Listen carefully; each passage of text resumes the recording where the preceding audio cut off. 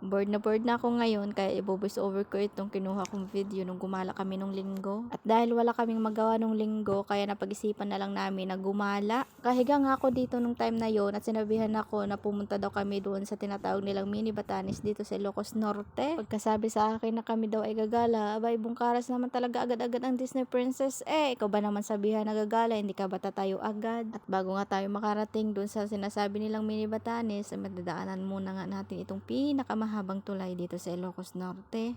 Correct me if I'm wrong, ito yata ang pinakamahabang tulay dito sa Ilocos Norte na pinagawa ng mga Marcos. Madami nga rin palang dumadayo dito para mag-picture-picture at mag-vlog. Maganda rin sana dito kapag kahapon kaso delikado lang talaga dahil maraming talagang sasakyan na dumadaan. Kahit nga katanghalian, marami pa rin pumupunta dito para mag-vlog at mag-picture-picture. Habang nagbi-video nga ako dito, meron akong nadaanan dito ng mga kalalakihan kaya napaka-wise din sila sa aking video. Hindi ko pa man naiikot itong buong Ilocos Norte pero masasabi kong napakaganda ng Ilocos. At dahil sa sobrang haba ng tulay, fast forward na natin. Bago nga tayo makarating doon sa tinatawag nilang mini Batanes, meron tayong makikita dito na windmill. Sobrang init talaga ng biyahe. Kaya 11 ba naman ng tanghali, ikaw ba naman gagala? Ay, basta galaan talaga ang puntahan, hindi mo talaga mapipigilan. At dahil nakalimutan ko nga pala kung saan kami pumasok bago makarating ng mini Batanes, dito kami pumasok sa may Kaunayan. So tuloy-tuloy lang yung biyahe bago makarating doon sa tinatawag nilang mini Batanes.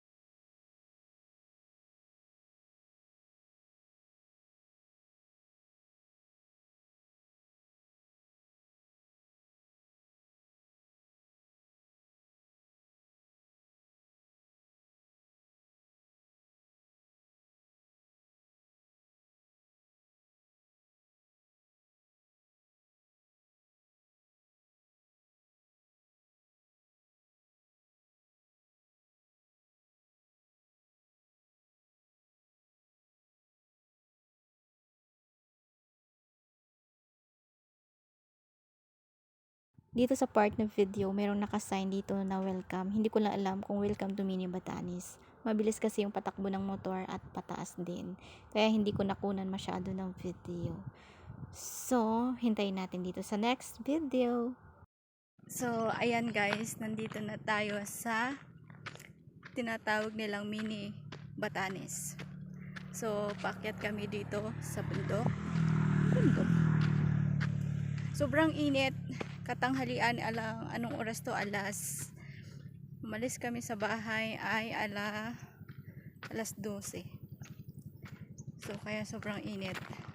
So ipapakita ko sa inyo yung view kasi nandito na kami sa tuktok ng bundok. Maganda talaga ang punta dito kapag kahapon. Bukod sa fresh ang hangin, maganda din talaga yung view. Malalanghap mo talaga ang sarap ng simoy ng hangin. Kapag talaga bigla ng plano, natutuloy. Kaya kahit katanghalian, hindi mo na talaga mapipigilan.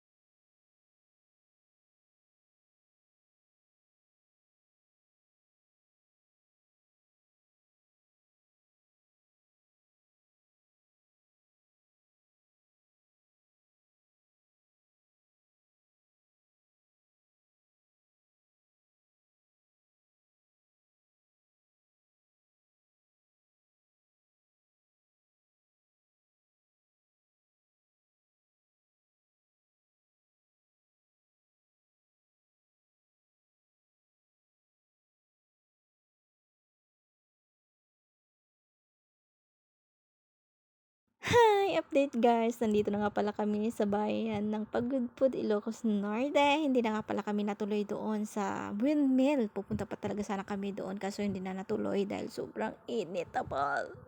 Hanggang doon na lang muna pala ang video ng sinasabi nilang mini Batanes. Saglit nga lang pala kami pumunta doon dahil sobrang init talaga ng panahon. Hindi talaga kaya. Although may payong naman ako nadala pero hindi ko nagamit dahil nakalimutan ko na kasi nandun sa toolbox. So kaya napa-order na lang. Dumiretso kami sa bayan at napa-order ng burger at potlong balls. Dahil sa sobrang gutom ni Disney Princess, napa-order siya ng isang burger at isang potlong balls. Sabay inom ng tubig. Go! Busog na ang Disney Princess. For the go, uwian na. Thank you for watching everyone.